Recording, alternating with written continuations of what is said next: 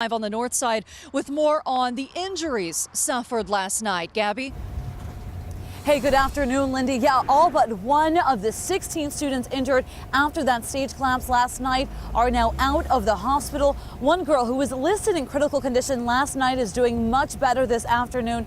She is expected to be okay, although she is still here at St. Vincent Hospital right off 86th Street. The other students who were injured, they were minor injuries. They had scrapes, some sprains and bruises.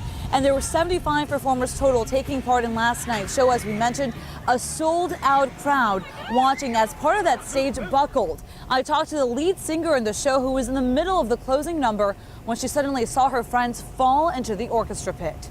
Everyone got on stage. We were doing really well.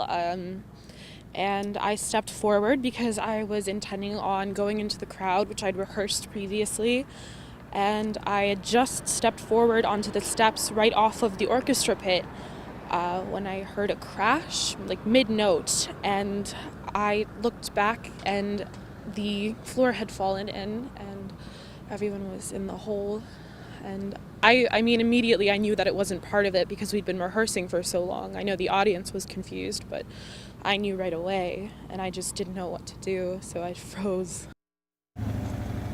And Nicole tells me that she just could not handle going to school today. She planned on spending time with her fellow cast members and just going through this together, trying to support one another. And that's something we've heard throughout the morning, that this community has really come together after that stage collapse last night. Everyone doing whatever they can to help in the situation. We've even seen tweets coming in throughout the morning, even late last night, from students and parents, each of them sharing words to console one another after witnessing something that can be considered quite traumatic. Reporting live on the north side, I'm Gabby Gonzalez. Tim Marianne, back to you. All right, thank you for that, Gabby and Linda.